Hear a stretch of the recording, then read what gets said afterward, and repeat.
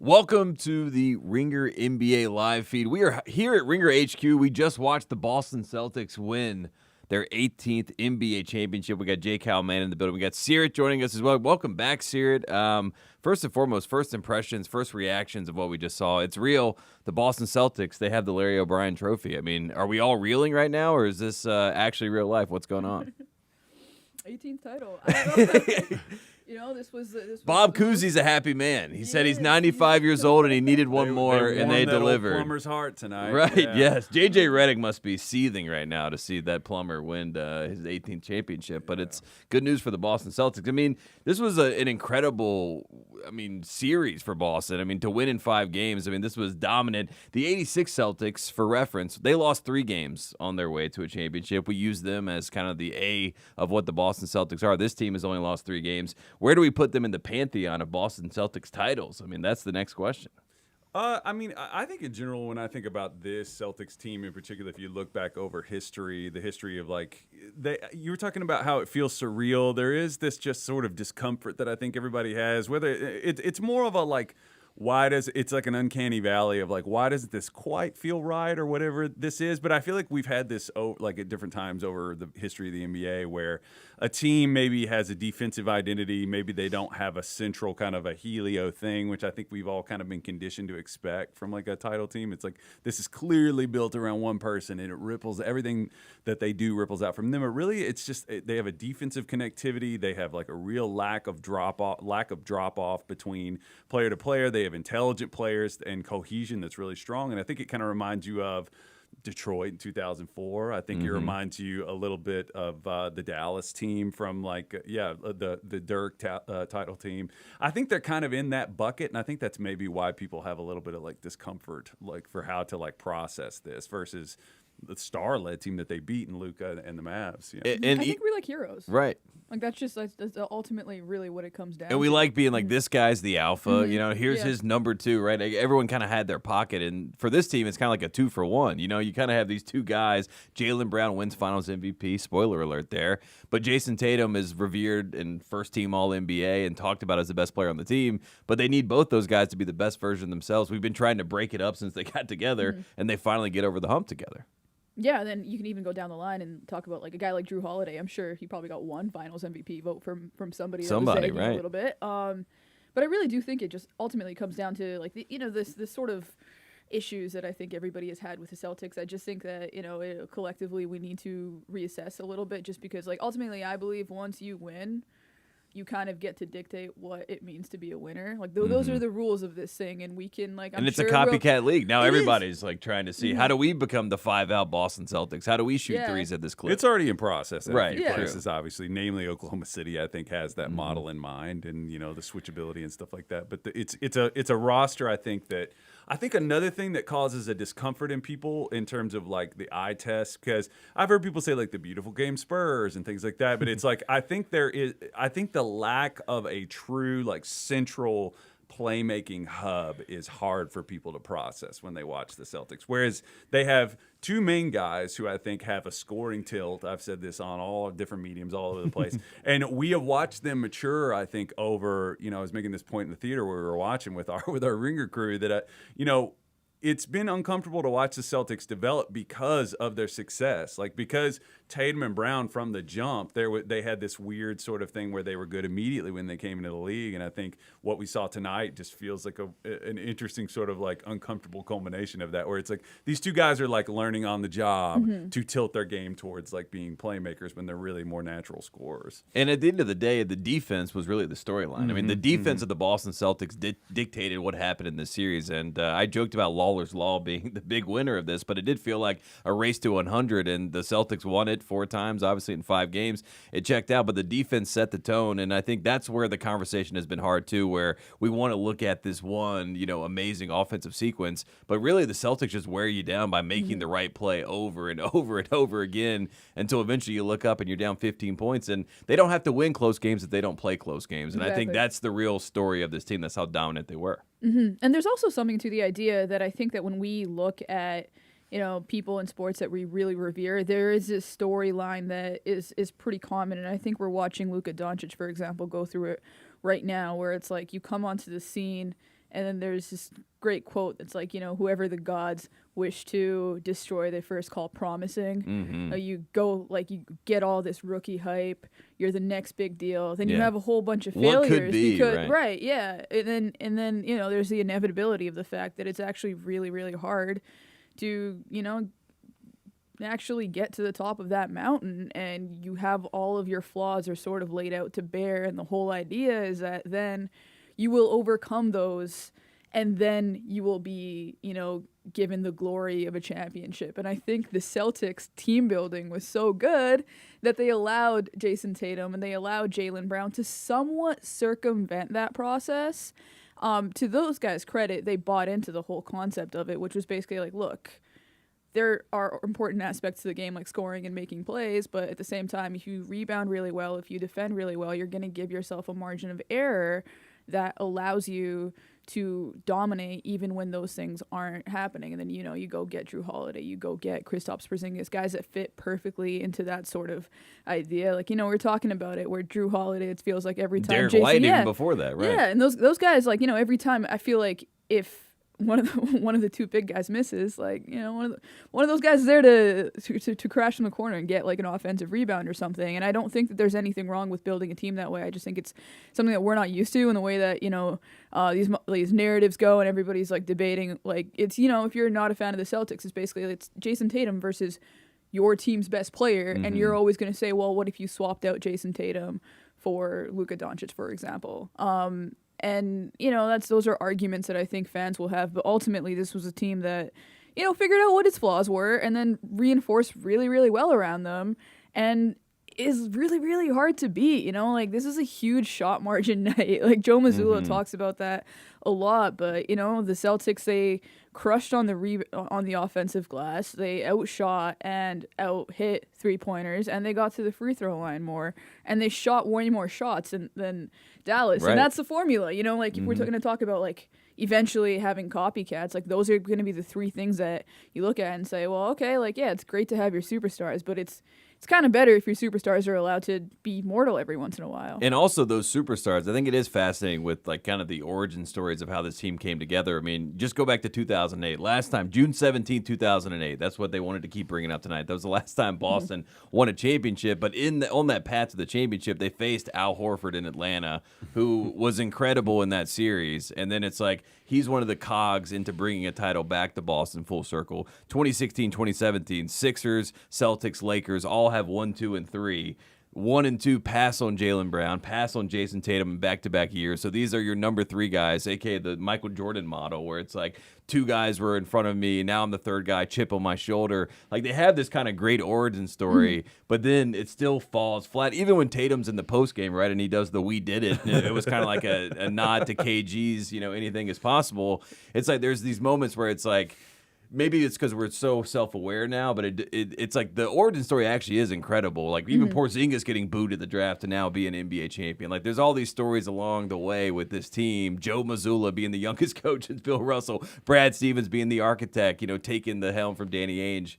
But still, like, there's these moments where you're kind of like catching yourself. But it's like, no, this team actually did the journey, and they deserved it. And I feel like that's where people are still trying to catch up a little bit. There's an interesting, if you really zoom out 35,000 feet and look at, like, what's the through line, what are the themes of the choices that they made and the things that led to this.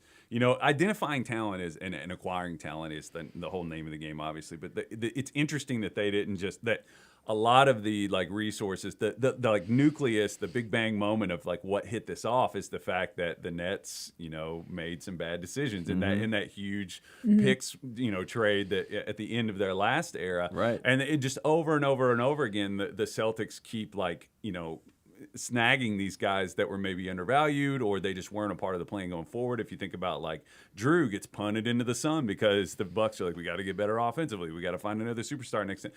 Derek White isn't a part of the plan for the bridge to whatever the Spurs want to do next. Porzingis had like the crazy up and down sort of roller coaster ride. And then, but it is interesting that was sort of a thing, but, being, recognizing the pieces and seeing things that other people don't see, that's all a part of the process. And how do you do that? You do that by knowing and identifying those things and going and getting them. And I think they deserve a lot of credit for building. That's a part of the vision, I think. It's like the island of misfit talents, you know what I mean? And then they took all these talents and they pieced them together, which goes back to the Brad Stevens part of this. I do want to talk about that because, he was hiding in the back during the ceremony. Brad Stevens has been right there close by number 2 many a times, obviously in college basketball. He's Muad'Dib, Of course Muad'Dib would say he's not the one, right? Right. He's the one. He's the one. He's the true one. He did make a lot of moves. He did make a lot of decisions. Yeah.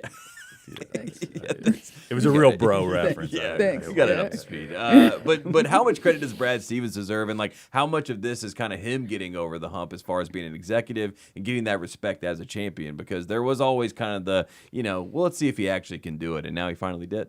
Yeah, and I also think it's it's fascinating that he went from coach to GM in a relatively seamless way, and that ability to sort of recognize, maybe this team needs a bit of a different look. It's kind of like the opposite really of a Steve Kerr. It's like Kerr was in the GM role, and he's like, I need more hands on. Yeah. Brad Stevens like, I need more hands off. Yeah. I would love to read something that is basically like going through and interviewing every single person that was on the other end of a Brad Stevens / Danny Ainge deal. Like going back to the Nets, you go Sixers with the Tatum deal, even and then, John Horst, who, Joel Embiid has questions for him.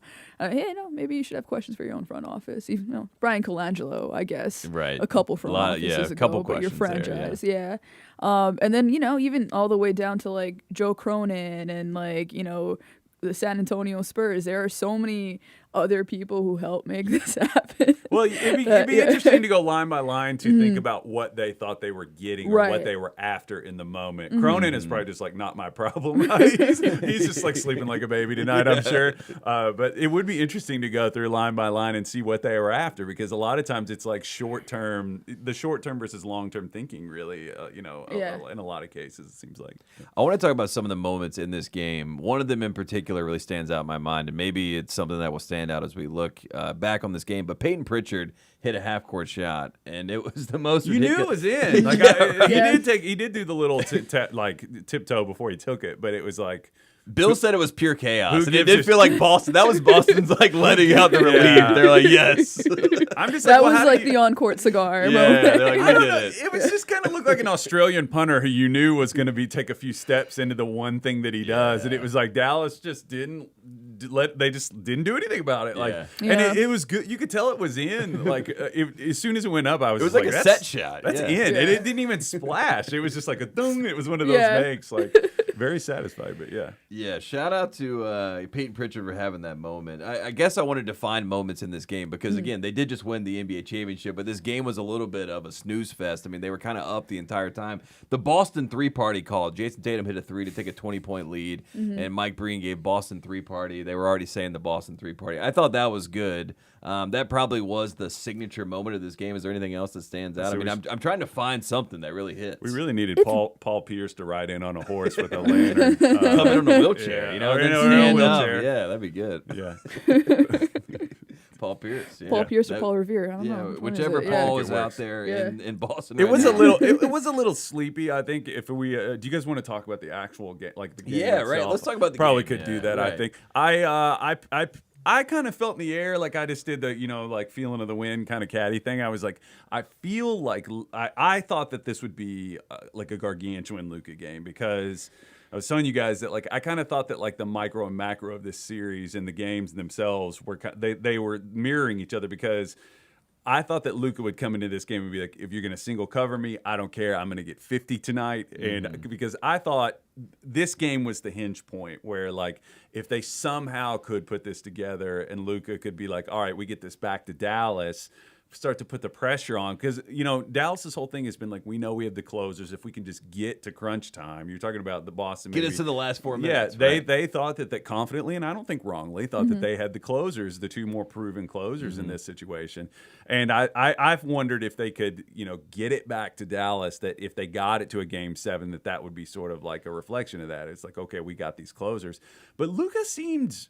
I'm not making excuses for him, because I was just flat out wrong about that. It just wasn't, and I think that's a lot of credit to Boston's ball pressure and stuff like that. But Luka seemed a little, he just seemed a little off. Like he seemed like a little sleepy, like just not quite right. But a lot of that is just like Boston just kept coming at him repeatedly. He seemed kind of like not hyper aware in traffic. Did you catch that? Like he got back tapped like 2 or 3 different times. Derek White had chased him down a couple times, had just like straight up rip steals. I mean, they did give him a lot of problems bringing the ball up the court the entire series. And they mentioned it at the end of the third quarter. Doris called it out. She's like, these look like 2 tired teams. And I think that goes back to the sleepiness of the game. It did feel like both these teams have kind of given it all. And then it was smacking Dallas in the face that, as we all could see, they just weren't good enough. I mean, Boston was the better team. And you know, you look up in the third quarter, 9:32 to play, it's 75-70, game over. You know what I mean? Like, it happened quickly. It was like, oh, we got a little something going here, and it's gone. And that was the whole series pretty much. Yeah, I think Dallas's best window was actually probably at the beginning of the game where it did look like the Celtics coming out of the gate with maybe a little bit too much juice. They weren't executing their offense that well. There were some really, really bad sort of like, you know, you get those bad Boston shots where I think there was like a Jaylen Brown deep 3 over Daniel Gafford that was like, dude, what? And then there was like a Tatum air ball. Yep. Yeah, a lot of those were just sort of like, okay, you have an opportunity here to capitalize, but I think it was Dallas started 1 for 8, I think. 1 for 9, yeah. Yeah, and they just couldn't, and I think that's kind of been their story throughout the finals too. And you know, when you don't have Luka starts 0 for 5 from 3. Kyrie is just basically non-existent. And, you know, it's just kind of, they just couldn't. And I think that's something that they've talked about throughout the course of the series. Like, they were saying, hey, we just haven't been able to take advantage of their mistakes the same way that they've been able to take advantage of our mistakes. And I think that is kind of the story, really. Like, that Derek White steal stands out to me just in terms of, like, it being one of the things that early in the game allowed Boston to get an extra possession. That didn't allow, you know, I think the other thing is Luka was trying to run more. He was trying to run more the first game. He was trying to run more in the beginning of this game. It's not really his game.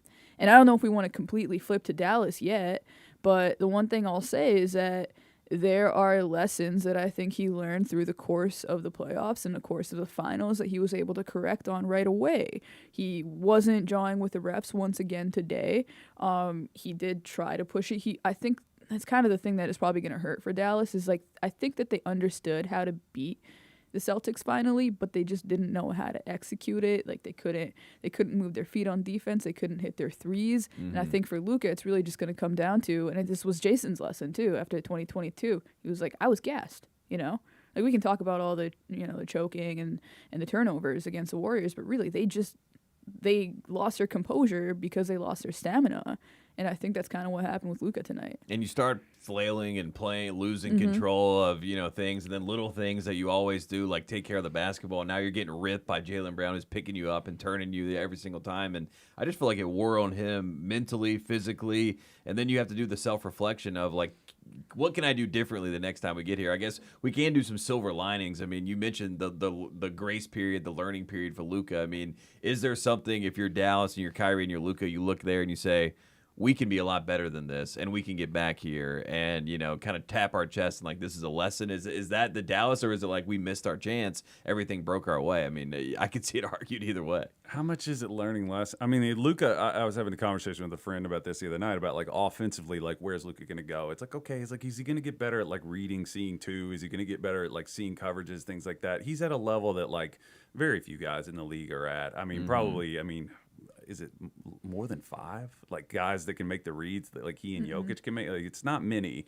and it's like, and can play at the speed that he does. I really think, you know, it comes down to, for Luka, obviously it's hard to nitpick him because of the load that he's carried. He's obviously injured, and then like, or at least hampered. You know, we could go into the details and litigate that later. I'm sure it'll come out in some notebook dump at the end of the year. But it feels a little more personnel driven to me than, like, lessons learned. I mean, obviously, like, Luka, over the course of this series, you know, did make some adjustments. But to be fair, too, to start the game, he had a really stupid, like, denying a pass play where Jaylen went baseline, and it really set a tone of like, you guys don't have the leeway to be doing this because pulling on the rope and like holding onto the rope are two very different feelings. You know what I mean? Like you start to feel that burn of just holding onto the rope, and you can feel that a lot tonight, pretty soon, pretty early in the game. Metaphor. I thought, it's a real good metaphor. Yeah, you can tug of war is a little bit of a. You can feel the burn, yeah, and you can also. Luka was like your anchor in the back, and he was just like, "I'm letting go." You know what I mean? Like, this rope hurts. I got blisters. I'm so tired. Like my hands are all cut up. I've done all I can in this series. I do want to ask about Kyrie because obviously there was a lot of connective tissue in this series. We had the Brooklyn series, which feels like a fever dream a long time ago, but since then Kyrie has struggled obviously with the Boston aspect of it. After the game was kind of in hand, he exits the game. He daps up everyone around the Celtics, right? I mean, it was a very strange exit, but do we think that maybe Kyrie got over some of his own demons or whatever the hell was going on with Boston? I mean, it was a very strange exit. I know that's a loaded those are question. alive and well. Yeah, they're alive and well. Yeah. It was say a they've very gone strange anywhere. exit. You know what I mean? And I appreciate the sportsmanship. I think, it was. Even Joe Mazzulla was like, Joe Mazzulla was like, what was this guy? He did like a wait, like, what's going on? Yeah. He couldn't Joe help the Mazzulla- competitor. He was like craning his neck. He was like, you're not going to catch me slipping. Yeah, he's You like, are not I gonna, do like, not touch the enemy. Turns out, Joe Mazzulla has chainmail on because he thought, it was just, I wouldn't have. It was weird. It was just like, when he came over, I was like, what is going?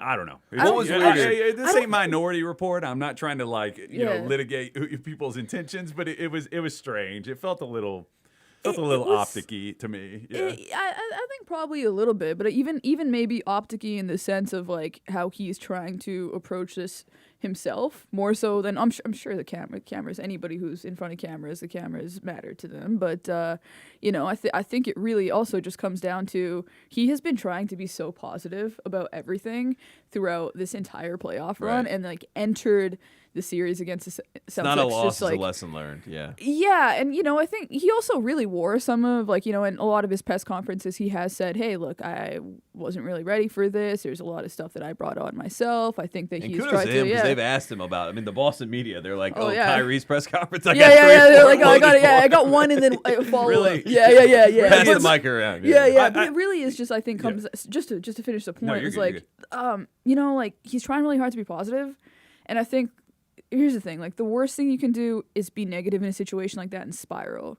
The second worst thing you can do is like go into this space of toxic positivity where you're not even honest about yourself about how this all feels. And it's like, the guy there, you had kind of you called your experience there relatively traumatizing in some ways, and now they are coming down at you with like the wrath of God, being like, Kyrie sucks. Chanting Like, Kyrie sucks. you are booing him. gonna Right. feel things about that as anybody, Yeah, rightfully so. Yeah. Human condition. Yeah, I was just saying, like, in terms of, like, I know I said optic-y, that's pretty cynical, but, like, it's like people do the right thing, whether or not you do it for the right reasons, that's between you and your higher power or whatever. It's not on us to decide whether or not it, Talk to it's Joe like, Mazzulla about that. Yeah, and I just think, that seems like a Joe quote. I don't even know, but hopefully Tyler will follow up his masterpiece thread from the other night of those. But I was trying to think of just like analogs for this, like for superstar players. Like I can't really think of like the level of just like animosity, like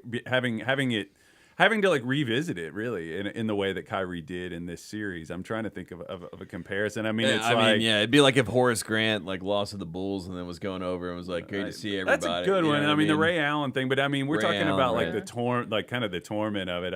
He just was rough in this series. I mean, he had bright spots at times, but Right. like overall, I mean, that was just a killer the way they were able to choke him out. What's stranger, Kyrie doing that with his exit or Grant Williams going to the game? Because you know what I mean? Like, I don't want to put this too much on Kyrie because that was the strangest. Like, when the Tyler Parker shot out, he had the list of all the people that were there. Grant Williams obviously played for both teams.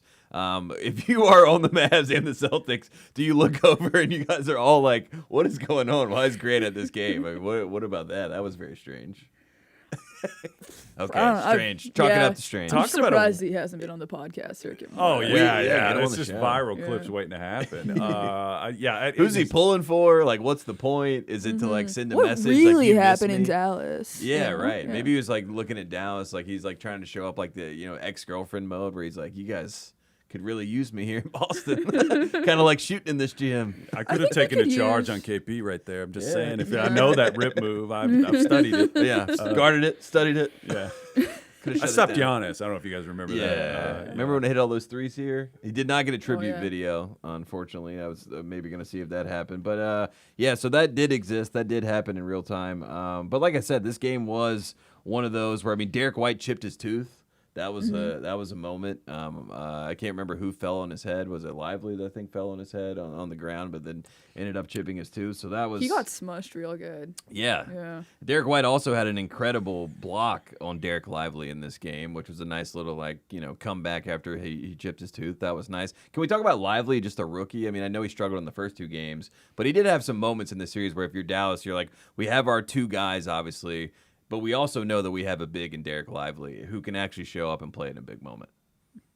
Lively, I mean, I've said you got the rookie over rankings, and over again. Yeah. I was revisiting them tonight, and I was like, "Oh, Kyle, what did you do?" I mean, they weren't updated through the playoffs, in my defense, but I mean, Lively in terms of a partner, I mean, like you really just can't. You couldn't create somebody better than Luka. I think that much we can all accept at this point. But like. Going forward, I think there's growth plate for his game, and I think that a lot of people, that's not difficult to see. I think that he's going to be able to grow in terms of a lot of what he's done in the middle of the floor is catch kind of one dribble into that baby hook or catch a lob, but he's also kind of shown some spacing capabilities, which to me, if he's able to make those short roll passes, if we know that, if he's able to make some decisions, maybe he can do the, like tuck it and go to the basket kind of stuff that you can do when you're running more high post kind of things. To me, that's the thing with Dallas where I'm like, everything that we're doing is like downhill. We're going to beat you to the paint. We're going to it's not a lot of like ball movement driven kind of concepts. And Boston is just the team. I said this on Off the Pike with Brian Barrett that like Boston is, if your whole concept is like downhill, without a lot of ball movement, Boston's the wrong team. They're not the team you want to see because classic bad matchup. They're going to beat you to the spot, and they have a lot of athletes to like dig and bother you that are smart. And this was a tough matchup for Dallas on that front, I think. So if you want to like look forward about like where they can evolve, how they can improve, I think Lively is a nice kind of fulcrum option for when you start to think about those things, because I do think he can do more. I do too. I'm a big fan. I do want to talk about the Finals MVP. I feel like we haven't given him enough credit. Jaylen Brown won Eastern Conference Finals MVP, and everyone was kind of like, "Yeah, this is the one. This would be the one thing that he wins." It was kind of like it had this kind of like tinge of like at least he got one. You know what I mean? This is for him not making All NBA. Now he wins Finals MVP, and it is their first championship, and he is the guy who, was there first. I think people do forget this about Jaylen Brown. Like, Tatum came second. He was there to be the number 3 pick who was the franchise player. So what does this mean as far as, like, his career? He's a $300 million man. Like, what does the Jaylen Brown conversation look like now as opposed to last summer where he was getting grilled for not being able to dribble with his left hand?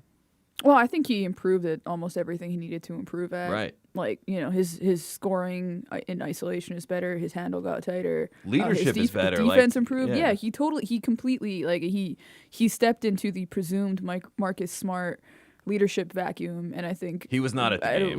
Marcus Smart was not courtside. Yeah. What do you think Marcus Smart was doing tonight? I doubt he was watching. I think this would be tough to watch. Maybe he saw the score afterward. Maybe he's pulling for him. He could be a better man than most. You know what I mean? It might be like, I'm pulling for my guys. But it would be tough to be like, I was the leader of this group, and now they win without me. Yeah, it'd be like if I just like left, and all of a sudden the viewers just like, and we're like, what happened? Like, what's happening? Oh no! Somebody tweeted a link when I right. left. Yeah. No, it's just I think Kyle and Tate like continued to figure things out that they were going to figure out, regardless of whether I was there or not. Yeah, it is interesting with the Celtics that we had that sort of process of like, man, why's the ball keeps finding Smart? It's just interesting that like that aspect of this is just completely gone because they found a way, like we were talking about. Like I think Holiday, whether while he was like an over scrutinized, like miscast primary a little bit with Milwaukee, or like seen as this like dual primary next to Giannis, like basically he's in Milwaukee, a better spot. Yeah, they were like, he's not good enough to be our number 2. Well, right? yeah, it's like no shit, man. Like he's Chris like, Middleton's your number 2. You got to get him back healthy and regular, or is he? If you're gonna like stretch him in that way, you're gonna be disappointed with the results. But Boston is putting him in a role that's a little less less intensive on things that like strain his weaknesses. And I think, and then you get like all this point guard experience that he has, and that's invaluable, man. And I think on both sides of the ball, and I think White is very similar. So while to wrap it back to what I was making, the point I was making about like your superstars maybe learning to kind of like tilt their game towards playmaking, these 2 point guards that are in your lineup really, and Horford's a good passer. So right. I just think the kind of cumulative thing that you end up with is a team that it moves the ball pretty well together. And Jaylen Brown, just in general, it's impressive to see him play at that level where he is willing to make the extra pass. Tatum sometimes the ball can get sticky with him, but even he in this series, was really good at being like, no, it's not time for Jason Tatum, patented step back. Let me swing this ball one more time. And Derek White, Drew Holiday, Al Horford, whoever it was, would step up. There's a lot of extra passes in this series, which is like, okay, that's what you want to see from the Boston Celtics. And when they shoot 40% or better from three this season, 40-1.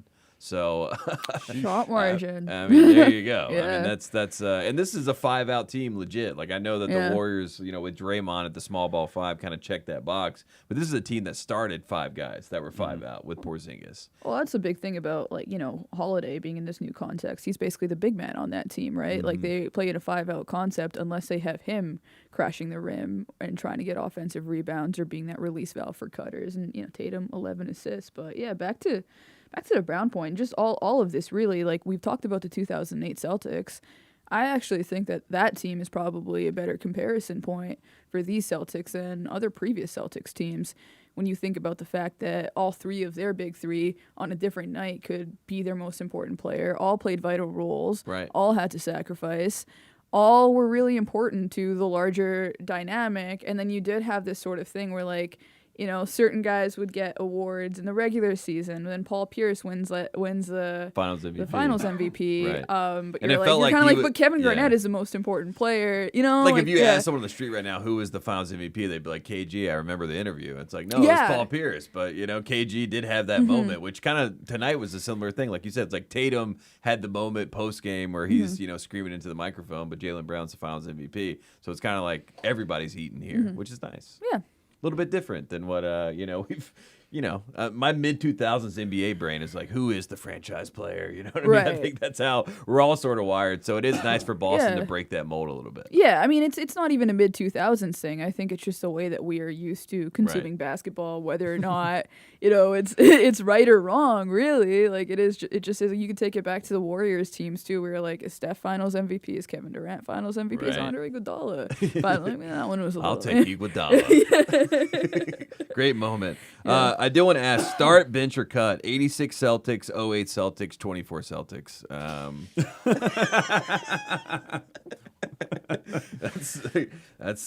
Did Bill text you that? I just wanted to see what we would say to that. I don't know. I'm kidding, of course. Let's talk Joe Mazzulla. Let's talk Joe Mass. Or do you do you have an answer for that? Let's do it. Okay. Yeah. Oh, you wanted to start it? Yeah. Don't put it out in front of us. Okay, we serve can't it up. just tease the viewers. Start 86. Start 86. I'm going to put the 08 Celtics ahead of this team, but yeah. I know. But they all 3 won, so I hardly think that's a hard thing. I'm cutting the 08 Celtics. Are you really? That's what they never win. I think that's what's happening in real time. I've seen Boston Celtics fans in my life. They're like, I have taken now the mantle of the 24 Celtics. They finally let go of 08. It's like it's a nice moment. It feels like a peaceful transition of power. Yeah. Five years from now, I think that this Celtics team is going to have more success than that Celtics team ended up having. Right. As well. That's also a function of like when they got those guys in their career. Whereas this is all like this group as a group is younger, and I think that like the 09 Celtics team was pretty solid too. It's just they had injuries, and then the Ray Allen thing. It's just like. I don't know. I'd still put 08 before 24. But like I said, again, they all 3 won, so it's hard to complain too much. If you're and there is a chance. We talking about the Mavericks looking forward. Tatum and Brown have played 108 playoff games together. That's ridiculous at their age with that much experience. Now with the championship, behind you. I mean, as we forecast the future, like, I don't want to do let's count up the numbers like we did with the Heat, but I'm like, what is the ceiling? What is the window timeline? Especially Tatum's going to get paid this summer. It does feel like this is a team that could easily repeat next year and, be contending for the next 5-7 years, something like that. Yeah, I think the moment that I knew the goalpost moved on like how we evaluate the Celtics is people started talking about how you have to pay Jason Tatum and Jaylen Brown's making all this money. And I was like, oh no, they're going to lose the cap flexibility championship. It sucks. But no, I mean, it'll be fine. They're going to pay for all these guys, I imagine. Right. Like, maybe, down the line, it's also, I think your biggest question is really your Al Horford replacement, and you have him in KP. Your worry is really Tillman's just right there. Looking at it right in the Xavier face. Tillman, 25, 26 years old. I'm happy for Xavier Tillman. Tillman's I've always 31, been a big Tillman right? guy. Everyone thinks that Horford and Tillman were like in college. They're like asking about 07 Greg Oden. They're like, what was he like, Xavier? He's like, I did not play during that era. Not my era. Not my tempo. Tillman even kind of like moves like Horford. Like there was a time when Yeah. like in the haircut and everything, and they were moving. I was just It was like osmosis, Yeah, where it's I like was- rubbing off on When it. he really- hit that corner 3 in Game 3, it was like, oh okay. God, little Al.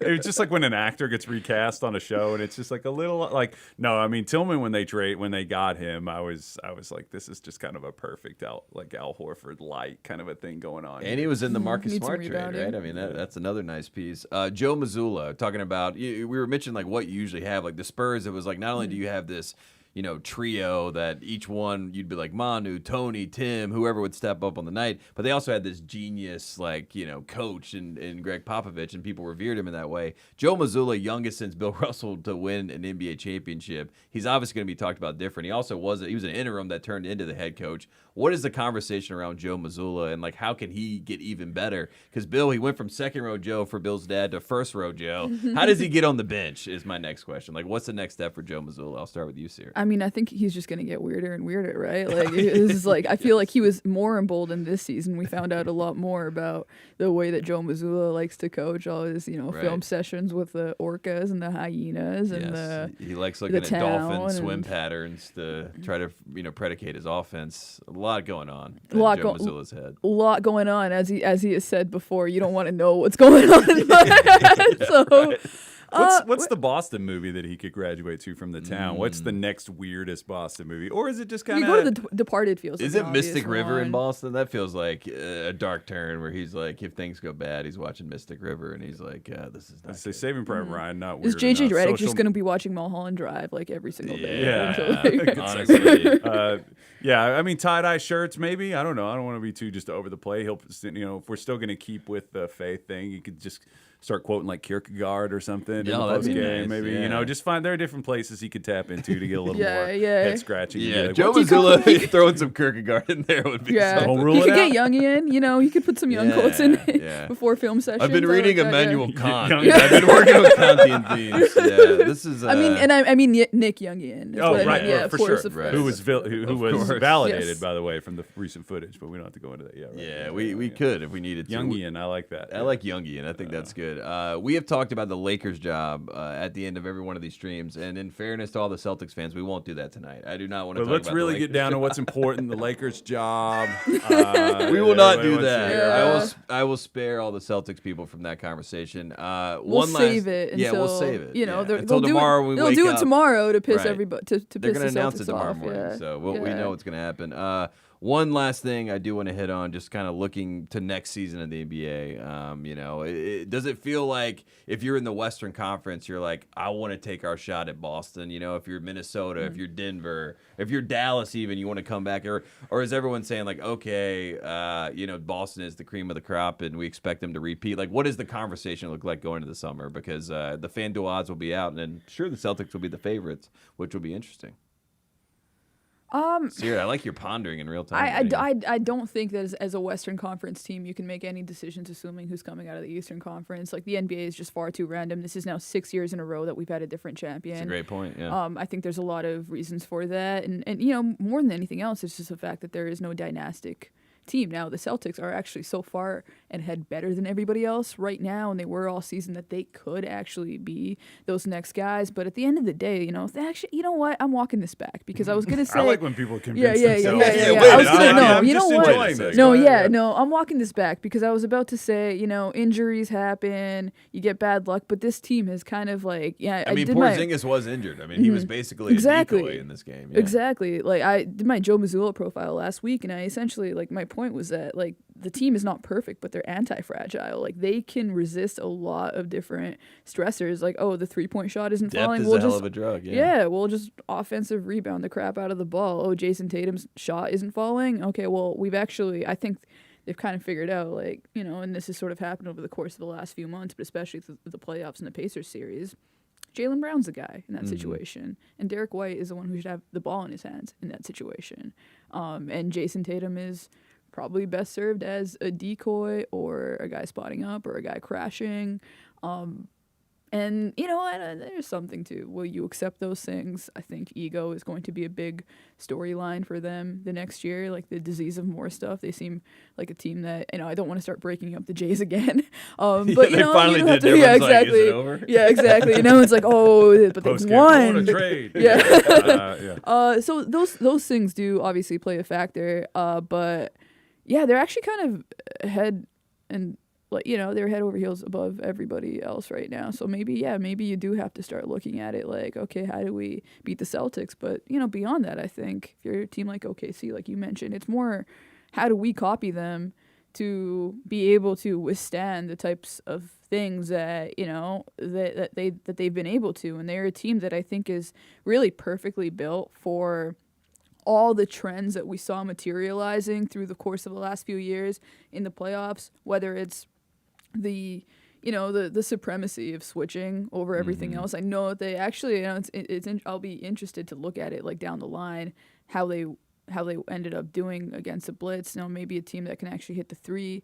You know, the Mavericks weren't one they could actually do something against, but, you know, I think the switching, I think their ability to score in isolation, I think their fealty to the 3-point line combined with the offensive rebounds are like just sort of concepts that really work in the playoffs and are effective but also risk averse in a lot of ways, right. Or at least like measuring risk with or balancing risk with certain things that, you know, you can kind of bank on. You know, like in this series it was sort of like, yeah, okay, Luka, Kyrie, like take your best shot. You know, we're not going to let any of the other guys get off for, you know, and they really didn't for it's basically you two have to score 50. Yeah. Good luck. You know what I mean? And that's tiring. I mean, I think what like the big thing here is that, like, you know, I always talk about like the chessboard with, like, you know, a lot of teams have like one or two bullets to fire at your main thing that you're doing. They're like, okay, we have this guy to put on this guy and this guy to put on this guy.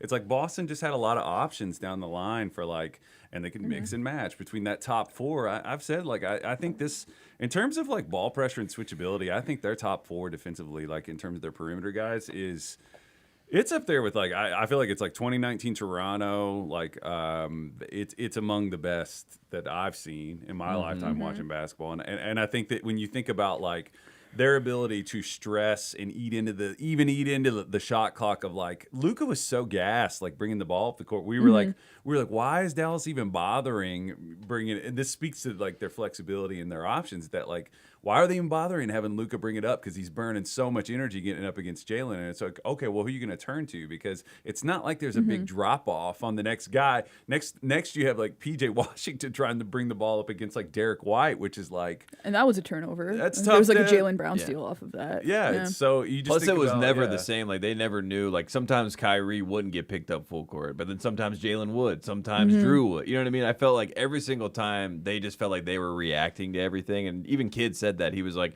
I'm trying to make them make changes, but they're dictating all the terms. There's, you know, and that goes back to being the better team, obviously. There's a Far Side comic that I really liked growing up that was set in hell, as a lot of Far Side comics are. And there's two guys sitting at like a picnic table together, and they're having lunch. And he leans over and he goes, "Some days they put a scorpion in your sandwich. Some days they don't." He goes, "That's hell, boy." And that's the Celtics. You don't know what, like, they can also keep you guessing. So you're always like, you're always on your toes and sort of just off balance. And I think the big thing too for Dallas moving forward is just that, like, I'm more interested honestly in that puzzle to solve, because Dallas at the deadline went and got a bunch of guys with responsive skill sets who their skills responded to what Luka can do. It's like, well, how does Dallas diversify themselves offensively? Because you got an incredible series against OKC with the PJ performance, with the Derrick Jones Jr. performance. Are you going to be able to get that running back? Is that going to happen again? Also, the West is going to come back and be, what the rest of the West is going to be brutal. OKC is maturing. Denver, we'll see. I know they got a lot of different. Minnesota is going to learn and kind of retool and come back. I think it's going to be, of course, the East too is going to be a lot better next year. But yeah, I find that pretty fascinating. I think it's fascinating. Will it be a Jason Tatum summer? Will he officially? What does that mean to you? Well, the Jason Tatum summer rollout. One, the Jordan ad went out. Don't stop disbelieving, which I'm kind of confused by that phrasing a little bit. It's kind of like they should have gotten Steve Perry for that. I would have really been in. But they dropped it immediately afterwards. So shout out to them. But there is the conversation of the 5 starters of Team USA. Do we think that Team USA Grant Hill's like, we have to start this guy? He just won the NBA Finals. He obviously has played Team USA before. He was the second best player when they went to Tokyo. It does feel like it's kind of Tatum's spot. If it's Curry, Tatum, LeBron, KD, AD, maybe Embiid, who knows what that looks like. I mean, but they got a lot to figure out. But is Tatum the 5th starter, I guess, is the question. Sorry, I already said it was one last thing. This will be the one last thing, and then we can get out of here. You're good. Yeah, you're fine. It's a tough crowd to come to on that national team. When you come in the locker room, like, all right, I've leveled up, boys. And you look in, and it's LeBron, Curry, Durant. And it's Booker and Anthony Edwards who are also like, that's my spot. Yeah. I mean, I think Booker needs to take a seat this time around. Yeah, right. It's not He's your just year, playing my guy. 2021 highlights. He's like, you remember this? Yeah. It's pretty good. This came up in my algorithm. I don't know why. Yeah, pretty sick. 10 minutes. Take a look. While you're getting wrapped. He pulls it up, and like the red thing that shows you like how far you are into the video is like way at the end. Yeah, he's already seen it. He's like, scrub it back. Yeah. Scrub it back. The link's purple. Yeah. What, you clicked this before? Yeah. I think it could be good for Tatum, though. If he starts, he gets some shine. LeBron, Curry, you know what I mean? You get some of these, like, maybe there's a little bit of a passing of the torch to that younger generation. And Tatum kind of feels like he has to be the guy. I think he deserves it. Yeah, right. That's what I mean. I kind of think he deserves earned it. He should. And he's Jaylen also Brown should be on the team, I think. I mean, that would be Yeah. another piece, maybe. Yeah. Well, you always consider, like, with Team USA, and, like, especially this last year with the World Cup, it was like, well, you get a bunch of stars, and everybody wants to go and be a star. But the one thing that we know Jason Tatum will do is just defend, rebound the crap out of the ball, push it, be in incredible shape, and, guard anybody you ask him to. Right. And, in the context of FIBA, he's also just going to be a great offensive player as well. So I would... Yeah, I would start him, honestly, just to counterbalance the fact that, you're going to have a bunch of guys out there that want the ball in their hands. Not to say that Jason Tatum doesn't, but he's sort of fresh off of Jaylen Brown just won the Finals MVP. He was just in this context where we're talking about how he's on this team where that has 4 excellent players around him, and he's really found a way to up his playmaking ability to make their lives easier. So, yeah, to me, it's just sort of, you give it to that guy. He does a lot of things that will help you win, and he just won a championship. And you got Drew Holiday there, obviously a teammate, and someone he can lean on, and someone that's going to have to play on the defensive end for Team USA. So it'll be a fun summer. Any last thoughts? Any finals thoughts? Any stray thoughts? Anything else, Kyle Mann, that's ruminating in your mind right now? Before we can let these people go enjoy the Boston Celtics hanging the 18th banner. What a time. Just really clamoring for the duck boats, man. I just want to see them roll out. I'm excited about it. No, I mean, just going into the offseason, I mean, at least I'm glad we got the one game where we got to kind of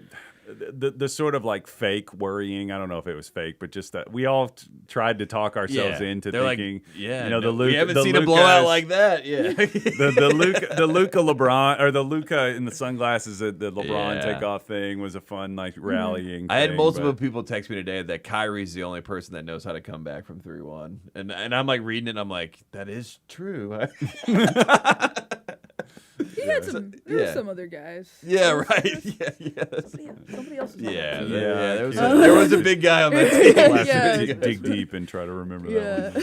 Yeah. Yeah, it's something. Well, appreciate you guys obviously being here. Game 5, we just watched it. Appreciate you tuning in. We have been having some fun here at the Ringer. We do have the Ringer NBA Draft Show coming up very soon. We're going to break down the NBA Draft. We got Summer League coming up. So there's a lot of basketball still happening. We appreciate everybody tuning in and hope everybody enjoys the night, especially the Boston Celtics fans and Bob Cousy. Pour one out. 95 years old. Finally got banner 18. Enjoy your night. Appreciate you guys tuning in.